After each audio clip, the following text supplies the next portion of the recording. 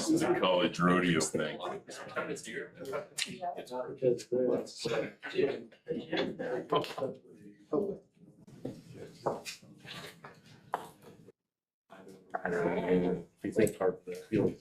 on? You're throwing me off. You can sit up here. Just want to make sure I get everybody.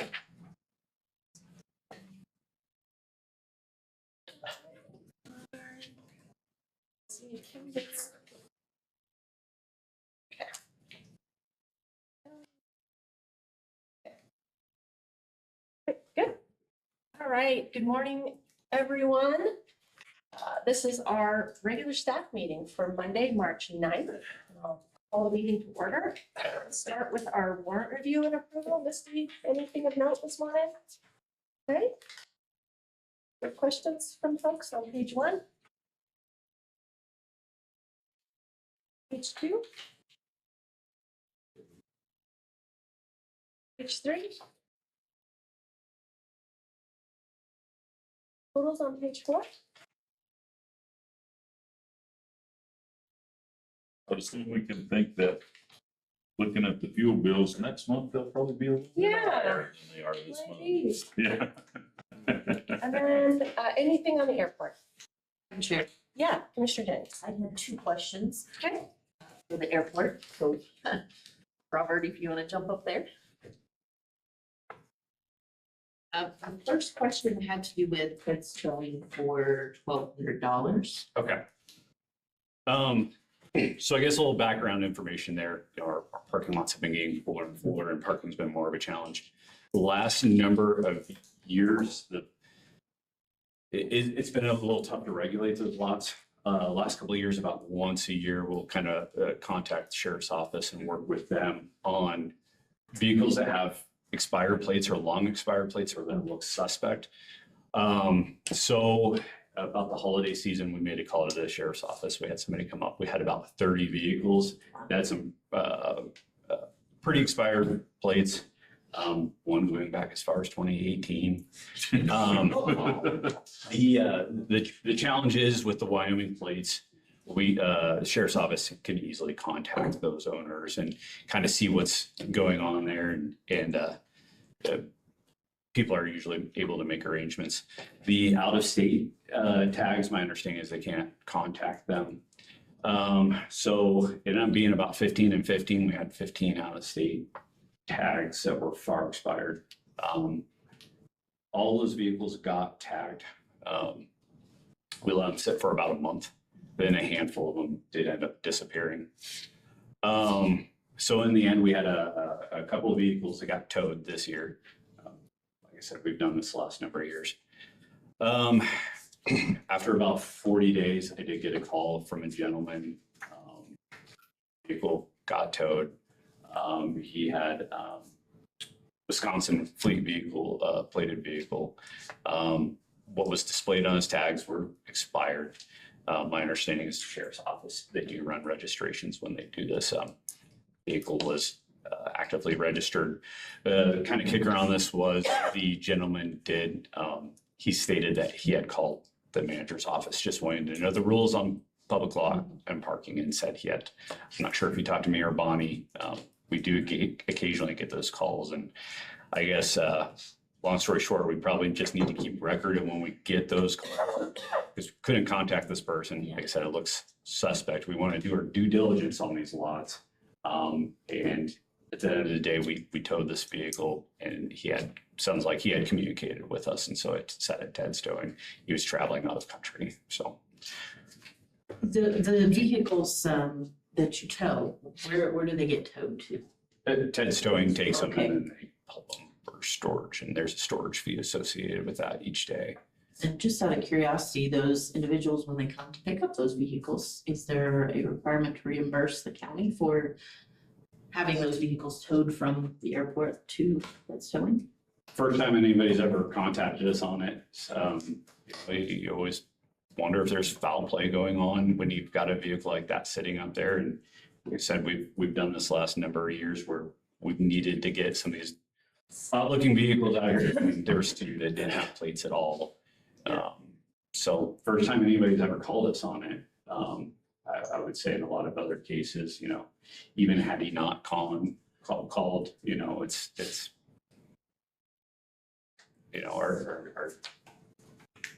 I guess it's a practice we need to look into a little further, as far as, like I said, just trying to do our due diligence to make sure that things aren't just being stored up there. I'm sure plenty of people probably were, and then when they saw the tag on the window, they came and got them. Yeah. So. Thank you for that explanation. I appreciate it. The other question I had, this is more along the lines of just explaining, under the LGLP warm insurance, there's, the total cost is $50,260, and most of that is insurance for LGLP warm. But there was a copier charge up for $3,000 that was on that. Madam Chair, Commissioner Jennings, the county has the contract with the leasing contract for the copier. It works up to $250 a month, and we just charge or bill them once a year for reimbursement for their copier that's up at the airport. We do the same for the fairgrounds as well. It just confused me because I was looking at LGLP and I'm like, wait a minute, this is insurance, what are we doing with the copier? So that makes sense. Thank you. All right, if there's no other questions, I did for motion. Madam Chair, Yes, Commissioner Ray. move to approve the warrants as presented. Second. Thank you, gentlemen. Any discussion? All those in favor, please signify by saying aye. Aye. Those opposed, motion carries. Moving on to staff and elected reports. Good morning.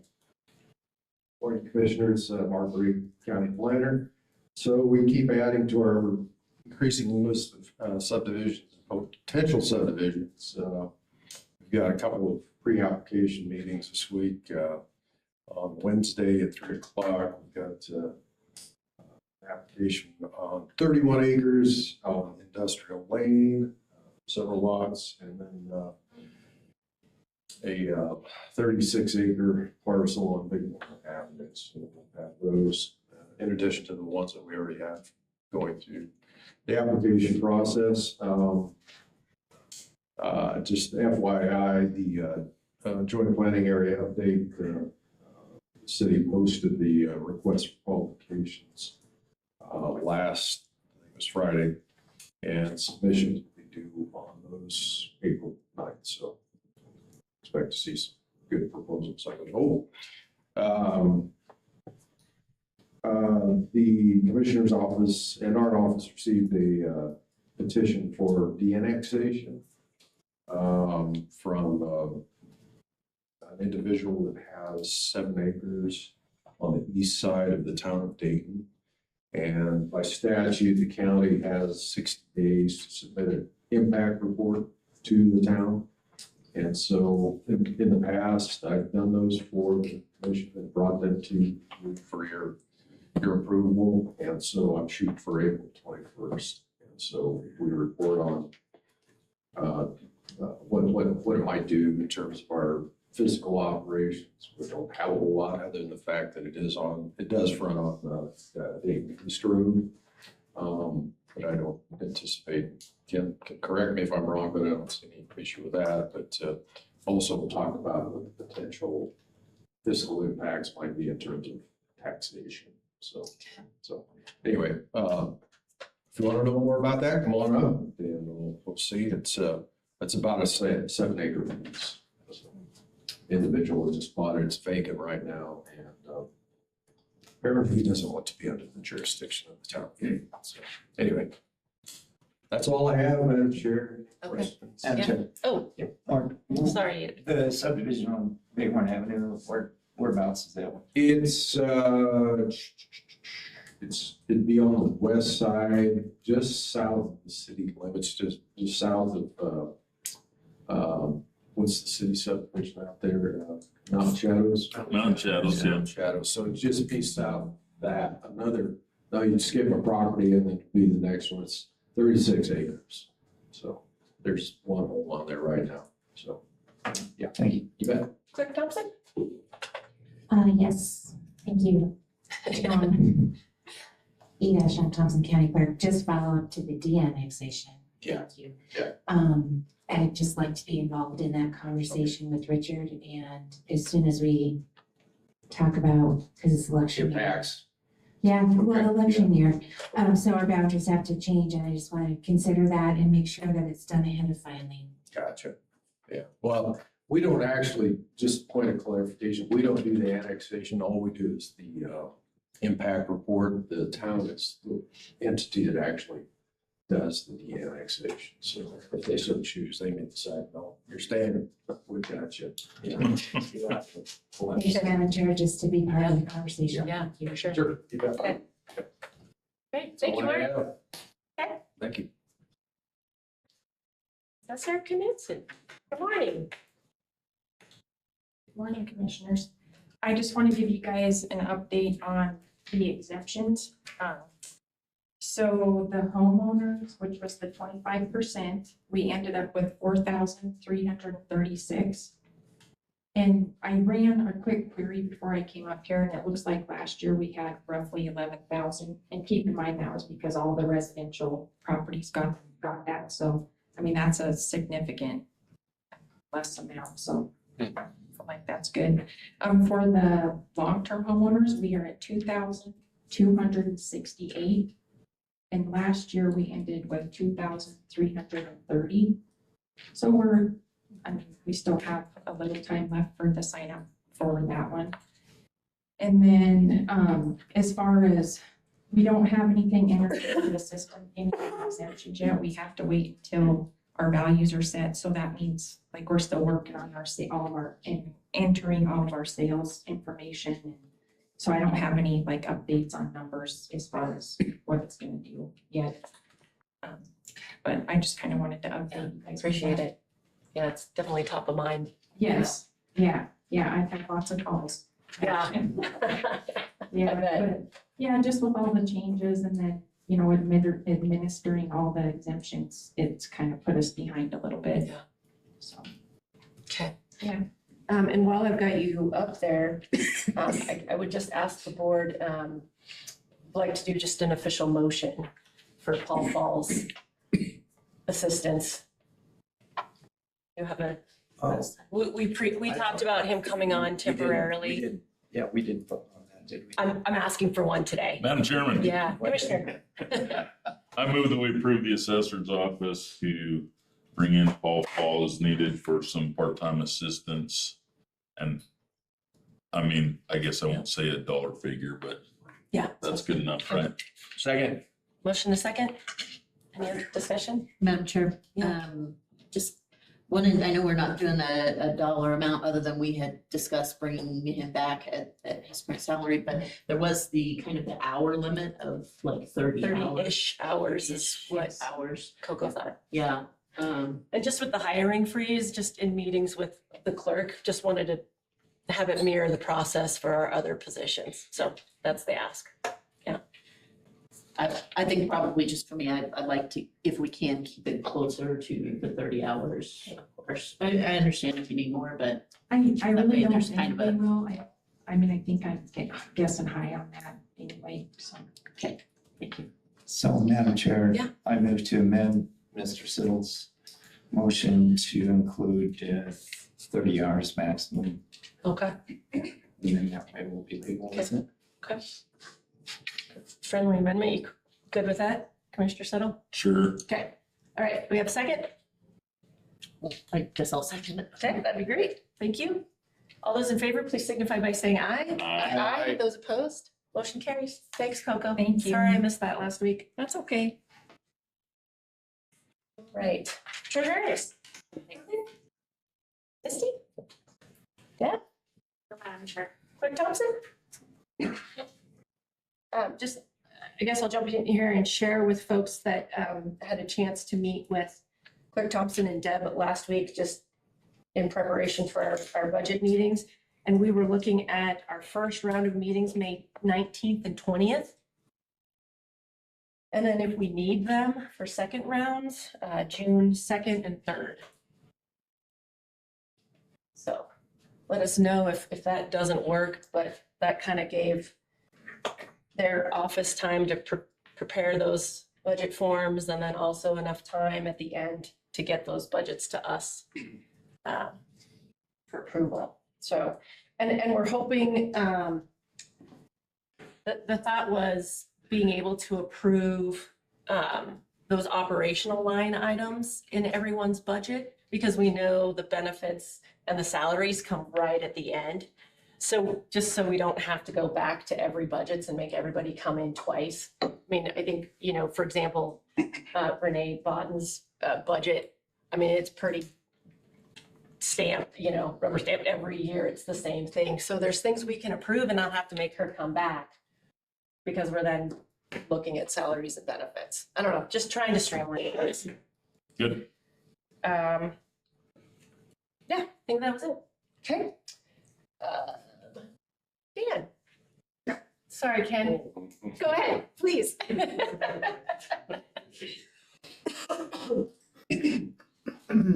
Morning, Madam Chair and Commissioners. I'm Dan Lindley, Administrator of the Justice Office. And just had a couple of quick comments here. For one thing, I just wanted to thank the county in its role on the support of our office. We do operate and govern under a joint powers board, and Commissioner Arze currently sits on that.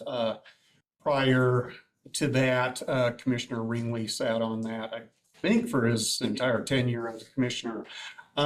Aside from that, we just always have great support, especially from the commissioner's office,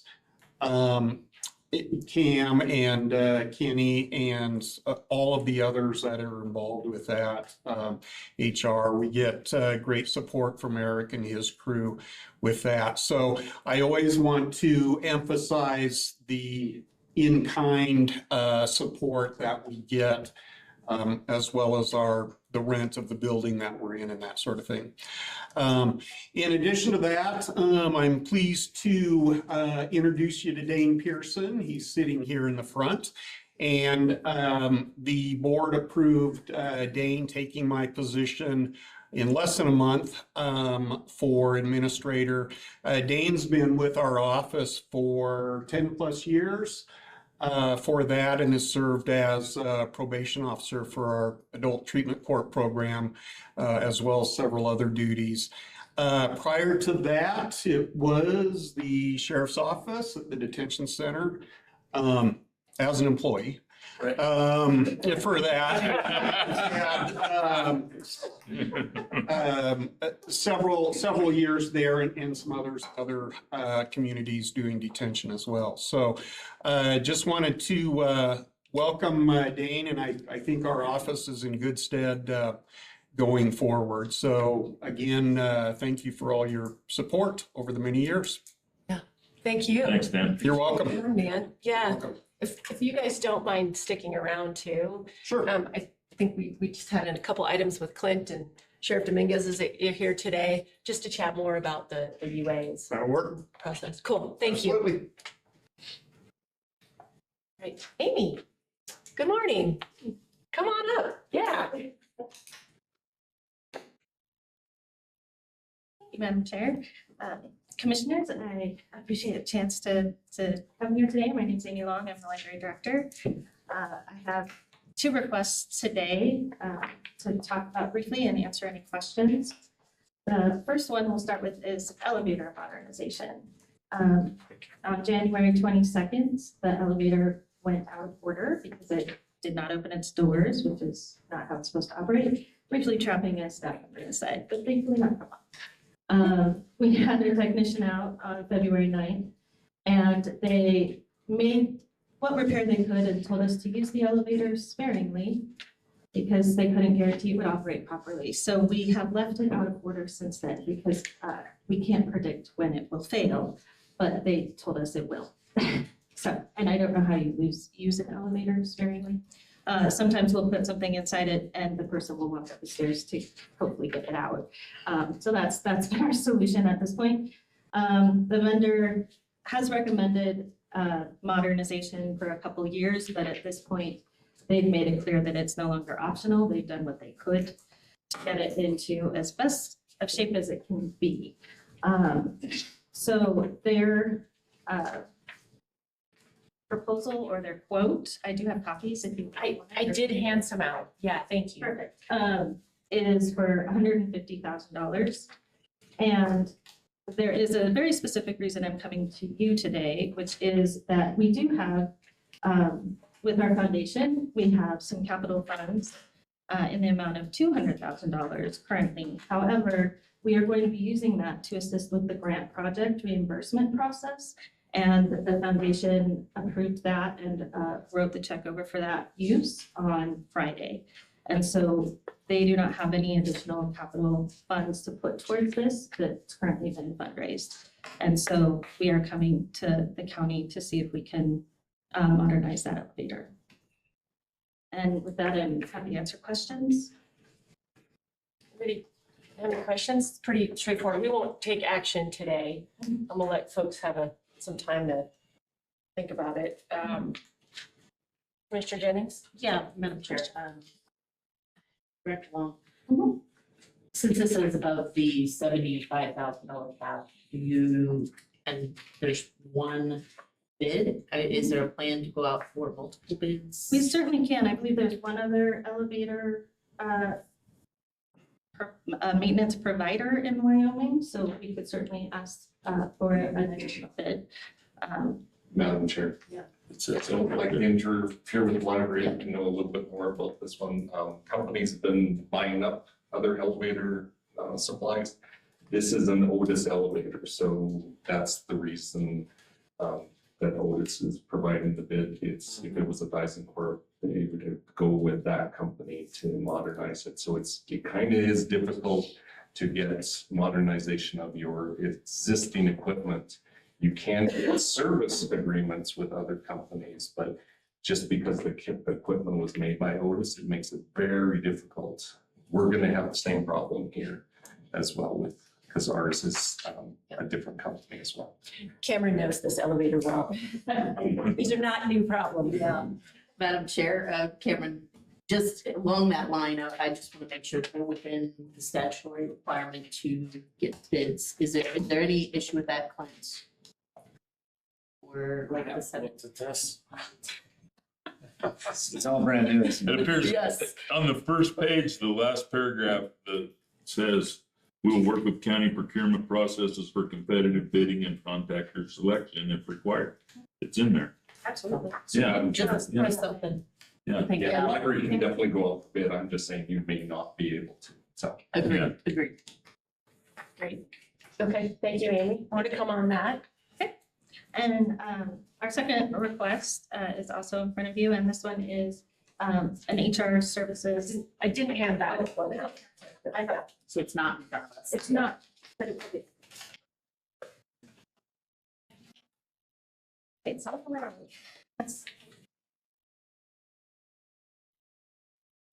And this one is a proposal for the county as a, please print the word, I'm trying to say it, sorry. But this is a proposal for us to partner with your HR so that we can utilize the expertise of the HR department here at the county. We currently do all of that on our own. And so this would allow us to work with the county for personnel file management, recruitment support, new hire and separation processing, as well as HR director consultations, helping us to be in alignment with the county as well as with any HR laws. And we would retain our staffing decisions, job description creation, personnel policy, payroll processing under the library director and board of trustees. And I talked with Penny about what that would look like. And so I'm happy to answer any questions about that you might have. I would just add, oh, sorry, go ahead. No, go ahead. Oh, just Cameron and Kenny had met with Amy a few weeks ago now. We've had a couple rounds of communication about it. And in conversations with Kenny, this would be within his capacity. We wouldn't be looking at hiring any additional folks in HR. Just wanted to add those, so. Madam Chair, I just would hope, one of the things, and I read through this briefly before, where it says that, the following remain under the direction of the library board of trustees, one of them is staffing structure and hiring decisions. And I would just request that when there are interviews, that HRB, that Kenny B has to be part of the interview process or whatever, because I think that's very helpful. And I would hope that that was there, but I just wanted to make sure that you were on the same page. Yeah, we did talk about that, and Perfect. that Okay. would be very helpful. Perfect. All right. Thank you. Madam Chair, Mr. Jennings. Director Long, I know you spoke briefly about it, but currently, who does the HR support at the library? Is there any available? Mostly me. If I have specific questions regarding a complex personnel issue, which doesn't really come up much, we do have Peak Consulting who would consult with us on an hourly basis, we pay them an hourly fee, but we have not utilized that this year. Great. Thank you. Appreciate it, Amy. Appreciate Amy, did you have anything to add? I don't, Okay, it's covered it all. okay, great. All right. Ken.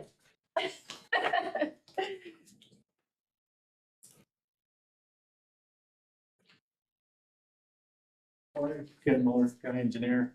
A couple things. We opened bids for dust control supply to road and bridge. We did get 2 bidders like I anticipated. The low bid was the same company that's been supplying it. Their name is Envirotech now. They used to be Dustbusters, but they bought Dustbusters. The bad news, the material cost went up another 10% this year. It's $215 a ton now. It was $195 last year, which adds about 37,000 if we do what we got planned in cost total. So, FYI, So what is the total? the total cost that we'll purchase, Yeah.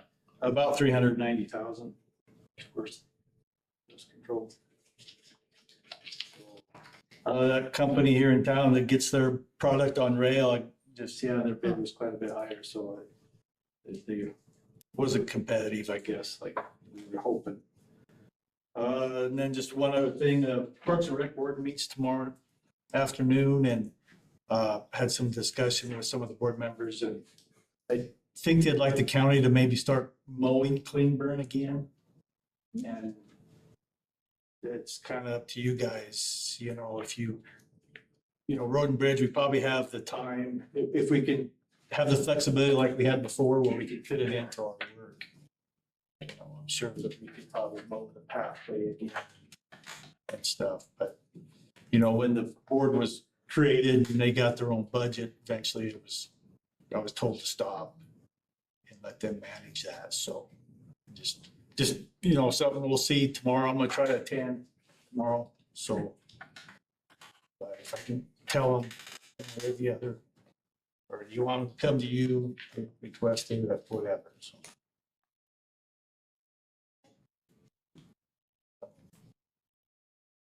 I don't know if you want to talk about. Yeah, Yeah. let's talk about that now.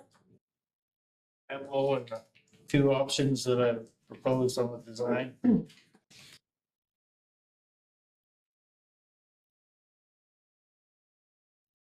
Direction if you want. Which option you want me to apply to the BLM? Could you, Maybe we should reach out to the BLM. okay, You guys want because to? both locations are in this polygon on the map, it's just how it's built. It's how big? And Big, yep. B would have a bigger impact than A. B is about the maximum size you could put a parking lot in that area. Yeah. And then A is just a smaller version of, we figured, it's hard to tell. Trucks and trailers have gotten so big. We think that smaller version A, you could probably fit 6 to 7, maybe 8 large trucks and trailers in that one. And then the larger one, you could fit probably about 12. Maybe. Assuming that they're 4 place some trailers and large trucks, so. So is this just congestion with the existing snowmobile parking lots? I guess Not the the- impetus for this not the project? 3 paid parking lots down below, but I guess I'll defer to Commissioner Arzi on. What it is, it's a congestion of the Upper Springs parking lot between and Brad, I'm sure, talk a little bit about it when he gets up there, but what we're seeing is conflict between the people that were utilizing the Red Gray Trail system and like cabin owners who were using that parking lot for bigger four-place trailers and things like that. And that created a real parking issue in that area, and we all went up, we met there. BLM people were there at the time, this is a little over a year ago, and they were all happy with the idea of changing and utilizing this area for an additional parking lot up higher. And the reason it's kind of critical is because if you have a track vehicle, or if you have a snowmobile with skis or whatever, those paved parking lots that the state put in years and years ago, our weather has changed. Our weather pattern has changed drastically, and what you're getting a bunch of wind going across the face, and all that snow is disappearing. And then those people that are trying to utilize those parking lots, they won't utilize them because they're gonna have to bounce over a bunch of rocks and do damage to their vehicles and stuff. And so they just don't use it, and they go up there into the parking lot that we redefined as Red Gray Trail System. Years ago, it was not that way. It was just an additional parking lot up higher in the mountain, and we didn't have the trail system at that time. And so then it was just Red Gray cabin owners, snowmobilers, side by side, people like that. Okay, well, now you've got this congestion in this littler area that we do not have the room or the capability of expanding that. This will this will satisfy both groups, I guess, or there's many groups that actually are there. And it'll take a lot of pressure off of Brad's program that he's got going up there at the Springs, if we can get one of these two built up there. And then it's right next door to the original Springs parking lot. And so that keeps it up in the snow belt. It allows everybody to unload there and be in a much safer atmosphere for their vehicles. Personally, I think that the bigger one would, I would like to see the bigger one in my own personal 14,300 square foot parking lot. Just because let's build a little bit more for the future rather than having this same issue visit us here in about another, 3 or 4 years. That's what my thoughts are on it, so. Yeah, I appreciate the background. Thank you. What's the cost estimate of construction for this larger lot? For either one. Don't know. Yeah. I haven't done that yet. Okay. Yeah, no, first things first. I'm just curious. Okay, well, It'll be cheap, but it'll be expensive. yeah, Madam Chair, Ken, you and I had talked a little bit about utilizing some of the excess material off of Red Gray road project and putting it in here. At the time, your feeling was that there wasn't going to be a lot of, because this particular unit is going to be more of a cut and fill on Yeah, its you can- own, right? Madam Chair, I put on there kind of the cut and fill. Yeah. Both of them take needed fill material. A little, yeah, but So, yeah. and there is excess on Red Grade Road project. If it could get approved in time, like through the BLM and everything, it's a place that could take some of it, yeah. So I put on there about, the larger one takes about 2,500 cubic yards of fill additional.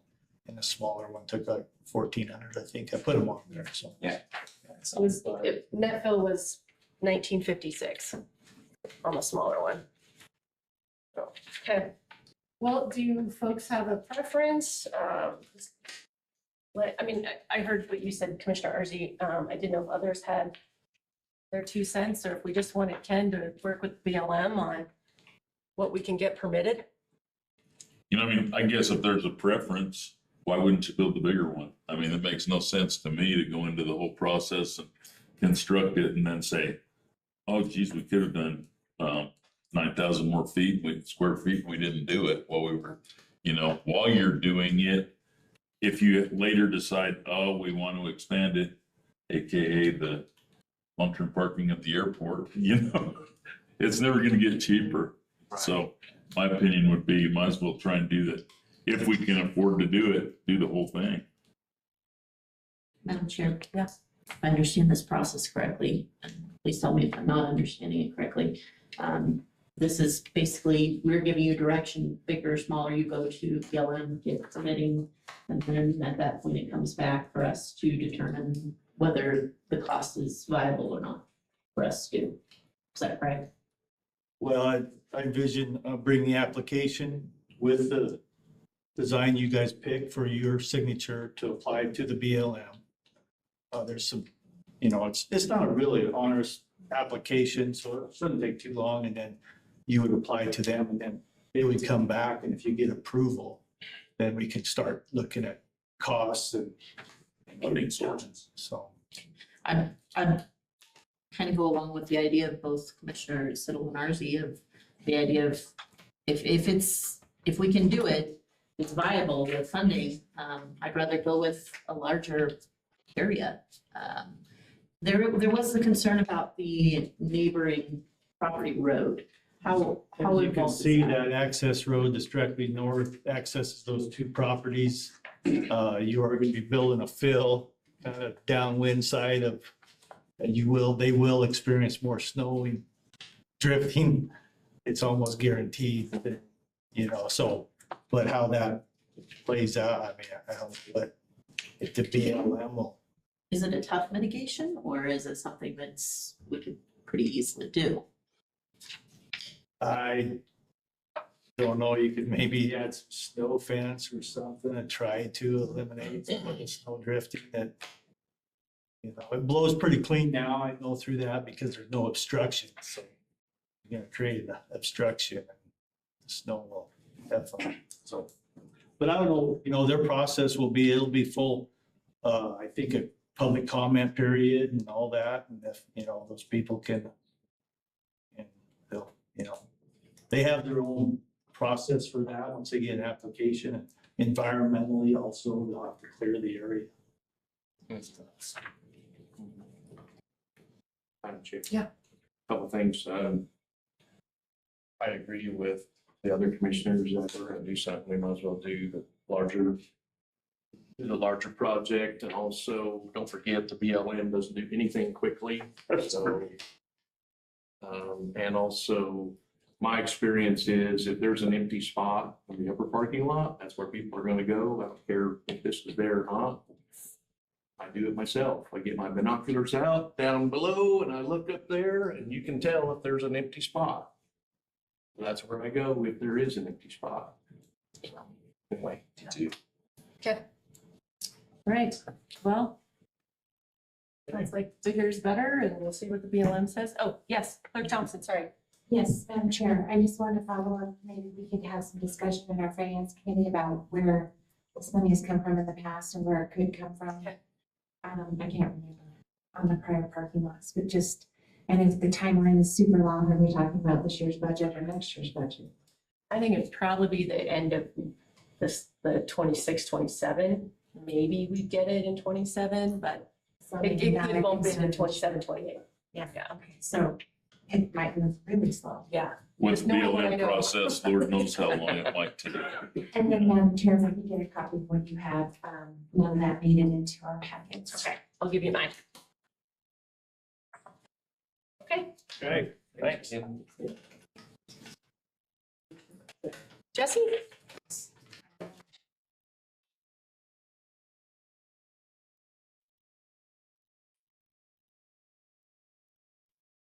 Morning, Commissioner Jesse, Emergency Management. Just want to let you know that some of the fallout from the legislative process at the state.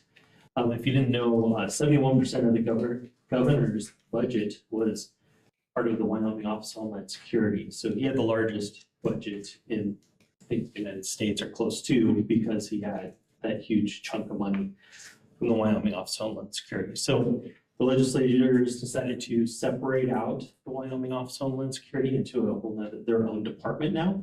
The fallout from that's going to be that every single grant that is currently open in the state of Wyoming that goes through their office, which is a lot through my office, through the sheriff's office, through everybody else's offices, they're all going to need re-signatures because they're going to change their name. So don't know what the name's going to be yet. It could be just from office to department, not sure, but it's just going to require new signatures from amendment signatures at some point. So it's supposed to take effect at the new fiscal year, but just so you're aware, at some point we may start to see a whole bunch of grants that are coming our way for signature. And it's not that they're necessarily new grants, or just amendments to changing the names of the department. So, and then that's also for information for any other departments that are here that may have those grants. Yes. Okay, Okay, thanks.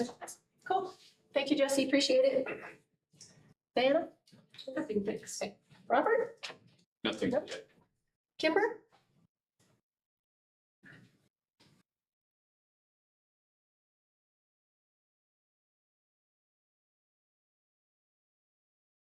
Good morning, Madam Chair, Commissioners. Kimber Solberg, Fairgrounds Director. Just wanted to let the public know and everyone here know that the Sheridan Whale Rodeo ticket sales go on sale on March 28th at the exhibit hall. Don't know any times or anything like that, but just mark your calendars that that's probably a place some of you will want to be.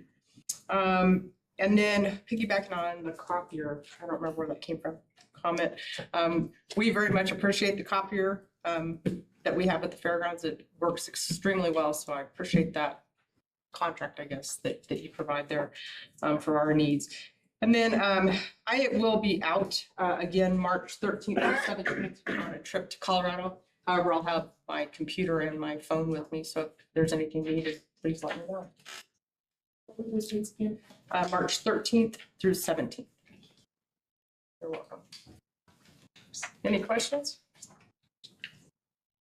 Thanks, Kimber. Thank you. Appreciate it. Kelly? No, Madam Chair. Kenny? No, Madam Chair. Sheriff Dominguez? Good. Do we want to chat about this? That's for the next item 4. Oh, okay, okay. Got it. Cameron? Madam Chair, Commissioners, good morning. I received an email, looks like it was late Friday after everyone left, from the WIC office at the state. Back in January, their budget changed a little bit. We have a county employee who was part of the WIC program for multiple years. They transitioned that employee over to a state employee, and now they're going to be transitioning the rest of their budget. It's always been a pass-through budget, but they will be taking over all responsibilities for WIC in Sheridan County. So as of July 1st, in our special funds section of the budget, you will no longer see WIC in there. So services will remain the same, everything's the same, it's not part of the county after that. So if you have any questions, let me know. The other is GPET, the application process for that. I'm just seeking some guidance from the board here. Last year, we had done the application process, the interviews in May, June timeframe, which is after all the other budgets are done. So I'm asking permission to be able to post that right away. People can get their annual reports in, they can go ahead and apply for new funding. And then if you choose to interview new applicants, that would be done in April to try to wrap this up before the May deadlines for the clerk's office.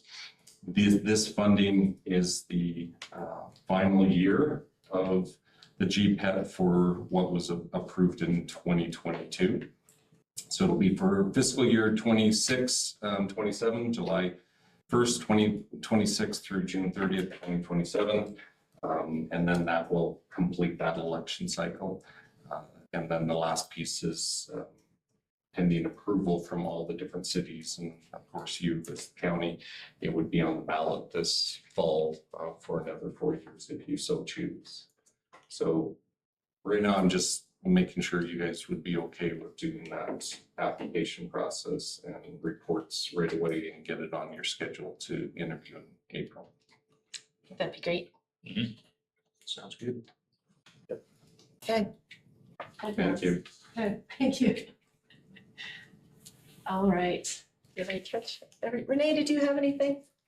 Okay, okay. All right. Moving on to our Justice Office update, and some information that Clint had not to further the discussion about the coroner's office picking up UA testing. Thank you. I had an opportunity to meet last Friday morning with Dr. Bird and 3 of his deputies. We had a good discussion about possibility of that office taking on the testing responsibilities for UAs. And I thought that Dr. Bird would be here this morning, but he's not. I don't want to speak for him, but I will share the legal concern that I have with that. And that is that as an elected official, the coroner's duties are specifically spelled out in statute. And he cannot add to nor subtract from his statutory duties.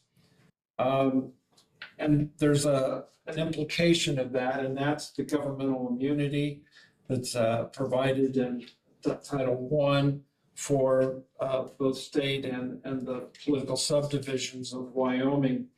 That provides immunity from tort cases, claims that would be made against them. Torts are wide ranging. It can be anything from a slip and fall in a facility to some sort of misbehavior by an employee. But the key to the immunity application is that the public employee must be acting within the scope of their duties. If they're not, there is no immunity. They're on their own, and the agency they work for are kind of hanging out there on its own too. What this would obviously entail would be an addition to the duties of that office. The elected official, in terms of assigning duties to deputies, cannot assign a duty that's beyond the duties of that office, if that makes sense. So even though there would be a job description for those deputies, they cannot include responsibilities that are not tied to the coroner's office. And so I'm very concerned about the lack of immunity and the exposure that we would have to liability. Of course, you always want to ask yourself, well, what are the chances that there would be any tort claims? I would just share that there are individuals who are very litigious and are always looking for an opportunity to file that type of claim. We just spent about 18 months representing the sheriff's office on a frivolous complaint against them. So I would never discount the possibility of somebody bringing a frivolous one, let alone a potentially legitimate claim against that. And Diana, if I visited, but maybe she has more she'd like to add. I don't know. Not about that. Okay. Thank you for that, Clint. Very valuable. And I don't know, timing wise, well, I guess I'll just say, I know, Dan, when you were here presenting earlier, you had mentioned that your office had gone from 6 FTE to 4.5.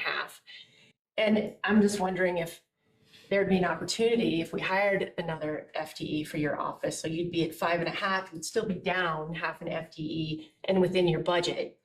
I don't know what that looks like or how you and Dane feel about that, but I don't know if that would be an idea.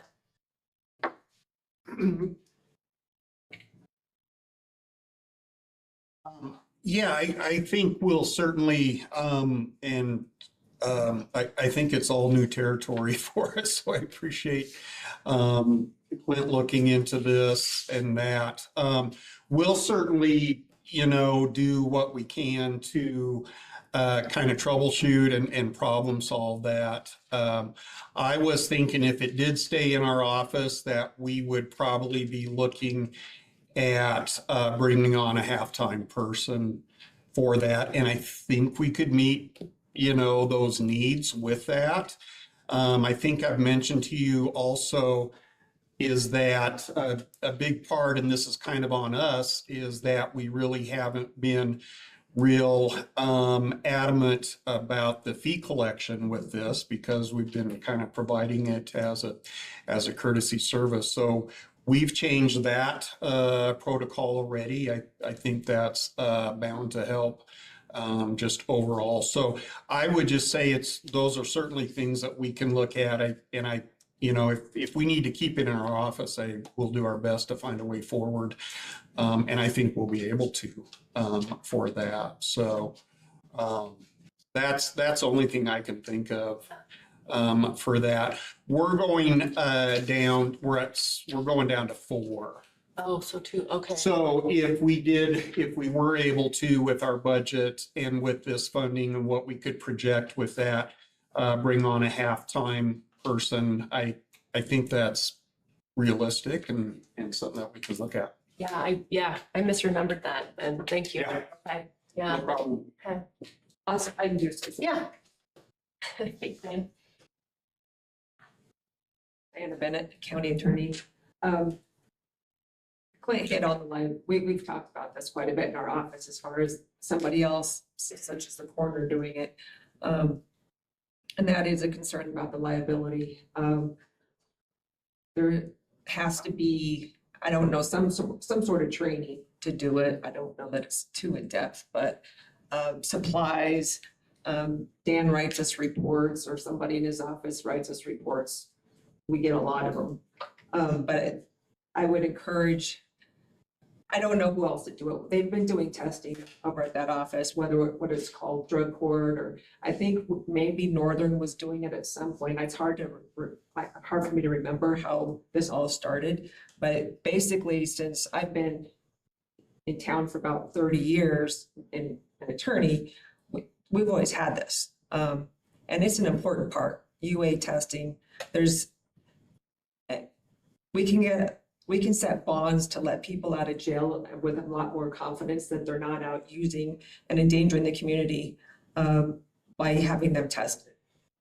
Otherwise, if there's not that service there, we're going to be recommending people be sitting there in jail a lot more. It's an important service. It's a public safety issue. And it's an issue to help people, help them stay clean and sober. I don't know what the other options are. VOA is a monster organization. If they could do it, I don't know. I don't know if anybody's contacted and looked into it. We've actually had troubles with them just doing simple substance abuse evaluations for all of our court cases. There's a lot of red tape. The bigger it gets, the more difficult it is to get anything done. So I wouldn't be confident that they would do it, but they certainly know how to do it. But this isn't something that we should be losing, this ability to be testing people. These people are out in our communities. There are a lot more drugs out there now. This isn't about DUIs. We still have the 24/7 testing at the sheriff's office. They do breath tests. I think they also do breath tests, there, but this is more about substances. And now we have fentanyl, we have, of course, methamphetamine, we have cocaine, we have heroin, we have everything, all of that's here. And so it's really important to do. And so I think if a part-time person, I think it's just in the mornings. And I know that Dan's been very nice about if they don't here's the problem, people show up, they don't have money. And so they say they can't test. Well, they also are using that, right? They don't want to take a test, so they say I don't have money. So what the Justice Office has been doing is saying, okay, no, that's all right, you can test, because that's the point, right? Is not to leave it to them if they want to test. But then they get behind in arrears, and then the Justice Office is absorbing the cost. So that's going to have to be figured out. And the judge orders that they pay, and they'd be responsible for paying it. I always argue that, hey, if you aren't buying your marijuana, you aren't buying your methamphetamine, your cocaine, you can afford a test. We might have talked about Starbucks last meeting. Yeah, all of that. So, maybe you have to put the hammer down on that a little bit more. So it's the supplies and then I don't know, actually, Dan, I don't know whose does, these are presumptive tests. So they'll come in, they'll test hot for meth, and they'll say, I didn't use meth. And then they have to send it down to a lab for confirmation, and that's cost. But it's been effective, and it's an important tool. So I just think it's something that we really need. If the coroner may not be the answer, but we need some sort of answer, because just not having it does pose a danger to the people in Sheridan County. Chair. Yes. So Diana, really quick, there aren't private companies out there that are bonded and insured besides VOA that could do it. But a hospital couldn't do it. But we've been racking our brains, public health, they can do it, to the hospital.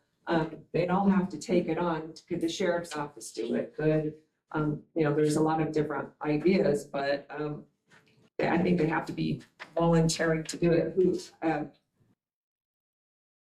Did you ask who was at the hospital? Mr. Chairman, I met last week with the urgent care on Sugar Land. They do our post-accident employee testing and so forth. So they have a program. They rented up the flagpole, and the head of the company said, no, thank you. We tried to. Yeah, the hospital's there. They certainly have all the services. They have staff that knows how to do all of this. And that might be an option to talk to them to see if they'd be willing to. Again, public health was another idea, but I don't want to speak for them. I don't know how their staffing is. Do they have enough men and women? There has to be somebody available. And these people will bring in devices. They'll bring in fake urine. They'll bring in someone else's urine. So they have to be monitored. So there has to be, whatever options anybody has any ideas, and maybe the sheriff does, but I can't explain enough. This is something that we've had in Sheridan for a very long time. And without it, I think it'd be a problem. Thank you. I would agree. Madam Chair, I certainly don't think we're even thinking about not having it. It's just where to put it. Yeah. Madam Chair, Commissioners, Levi Dominguez, Sheridan here. Echo what Deputy County Attorney Clint Bieber had said with liability and stuff. I know this kind of got brought up to me, and I said, boy, you're going down a bad avenue to have folks that are not trained or within their responsibilities. County Attorney Diana Bennett spoke to some of those nuances and issues. When we talk about 24/7, the program, there is some flexibility within that program. And I know that Campbell County Sheriff, and I didn't realize all of the discussion that was going on up until this morning as I was kind of learning about it. I get a phone call last week, but knowing that maybe there was some more struggles going on, I don't know how it would look, but the Campbell County Sheriff's Office within their 24/7 program does drug testing as well, controlled substance testing within their program. So that could potentially be an option. We've never really looked into that as far as we've just been doing alcohol testing. I believe we could look into seeing how their program works, but I think it's primarily patches that they put on, or like bracelets that actually from when the sweat and stuff, when they do that, and it kind of absorbs into that to where they can't take that, bracelet off or whatever. So then once a week, I think, or something like that, you can take it off and you can test it and it shows if there's a presumptive positive of any controlled substances. So that's an option. You know, there's going to be a cost associated with it, like any of those with fitting the equipment or things, or how that would look at, how do we test that? But we can certainly, the sheriff's office, we can look into some of that to see what, you know, what that takes. I know, like I said, the Campbell County Sheriff's Office does it. There may be a few other counties throughout the state that also do the or the controlled substance testing within their 24/7 program.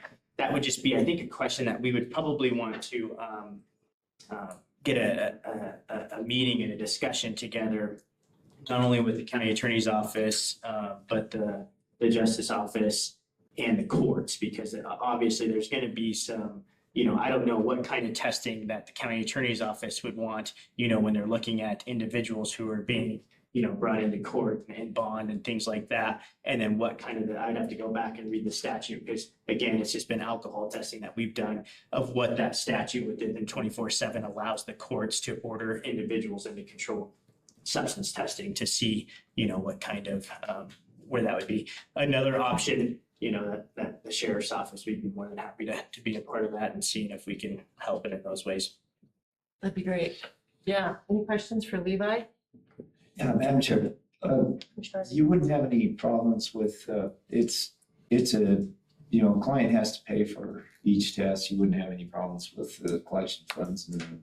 You know, we do sometimes have issues with that, you know, even within 24/7, we have folks that kind of get a little behind, you know, there's an initial onboarding registration fee that goes into the 24/7 test, and then it's I think $2 a test, so like $4 a day is what it takes them. But I don't know what the controlled substance. It could probably be, you know, the initial registration fee and then on top of whatever the equipment is, right? Whether it's a, you know, a bracelet or a patch or whatnot that we would have to do. You know, I don't think they do daily tests within Campbell County. I think they used to, but it was very, you know, costly when you have that many folks coming in. And I don't know what the justice office does, if it's random or they're supposed to come in daily.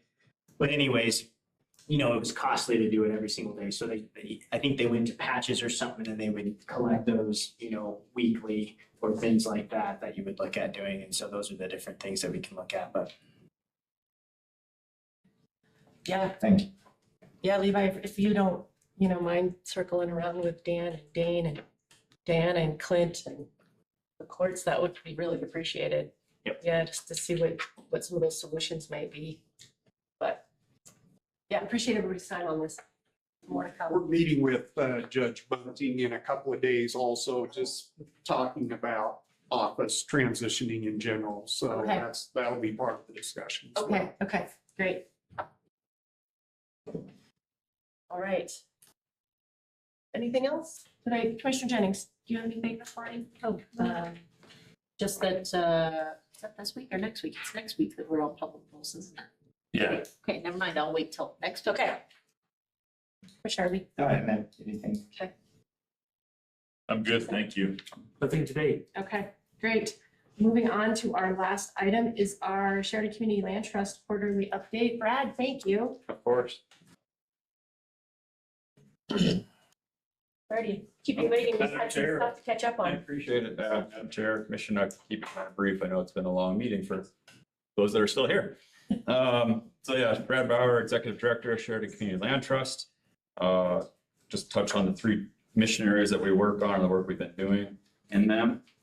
Our history preservation aspect of our mission, we were able to close on the Gable House Historic Preservation Easement. It's also known as the Peters House. That was done in help with the Historic Preservation Commission. So thanks to the Commission and the Historic Preservation Commission who helped us secure a survey, which was an intricate or an important step, a required step actually of that project. And it only took 4 years to do. So hey, we finished another historic preservation easement. So record pace. We are developing a railroad district tour, mostly volunteers, and then Kevin Napper, history program manager. And Kevin says the tour will educate and entertain locals and visitors of colorful history of the railroad district. So that's coming soon. It's exciting to have volunteers, 2 dedicated women that have really put a ton of time into making this project possible to celebrate that history. Conservation, I've talked a little bit over the months with you all about virtual fencing. We are exploring some private funding to help close a gap. Right now, the virtual fence companies won't work with any producers that have less than 50 head of cow or 50 head of livestock. So we're working on funding from private entity where we would serve as the aggregator, I guess. And then we could work with, in our proposal, we would work with producers as small as 10 head of cow. So they can try to see if that would be a tool for their needs. Brad, I heard that they're phasing out the towers, that they're going to more satellite-based collars. At least the Madam Chair, yes, the entity or the company that we've been using, which is Halter, is moving towards cellular enabled, or not cellular enabled, satellite enabled. It seems like it's easier to get to the cattle when they're down in the draw versus where those towers can Well, hit. our towers, I remember I stumbled over those words last time here too. The towers cost $4,500 a piece, and you might need one to many. And so there's an increase in the monthly cost for your collars to go to this new technology. But overall, I think it's a good step in the technology. Yeah. Cool. We are working with a producer north of town, South Dry Fork. On the South Dry Fork, it's just off of Monarch area, to do stream restoration on his Dry Fork Creek. We're pulling together funding from Pheasants Forever, National Wild Turkey Federation, and others. So that'll be an exciting project for us. It's the second type of those projects that we've done now. And we are working on 5 conservation easements kind of scattered around the county. And then finally, recreation, our Big Goose Natural Area, I think most of you have all been out to at this point. It is growing in its use, especially since we made part of it dogs off leash. There's always folks out there. I was out there 2 Saturdays ago, and every parking lot was full, or every parking spot in the parking lot was full, which is really nice to see. We are going to focus mostly on maintenance on Red Grade Trails. So that's the project that we have in partnership with the county, that trail system. We're going to focus mostly on maintenance this year during that road closure. We have been in coordination with the Federal Highway Administration, make sure that we can get our folks up there to do maintenance on those trails. And I will just mention real quick, since it came up earlier, I really appreciate Commissioner Arzu's lead on the parking lot up there for Red Grade. And we've been able to help Levi a little bit with some game cameras and see how that road is being used in the winter. We had a very mild winter, as you all know. But I hope that this parking lot will help alleviate a problem, a challenge for, as Commissioner Arzu said, that there's just not maybe enough snow to make it all the way down to those whiteout lots for your tracked vehicles. That's it. Taking questions. Any questions for Brad? Thanks, Brad. Oh, appreciate it. I appreciate it. Thanks for being here this morning. Of course. Yeah. Right, with that, we are adjourned at 10:07. Thank you, folks, for hanging on.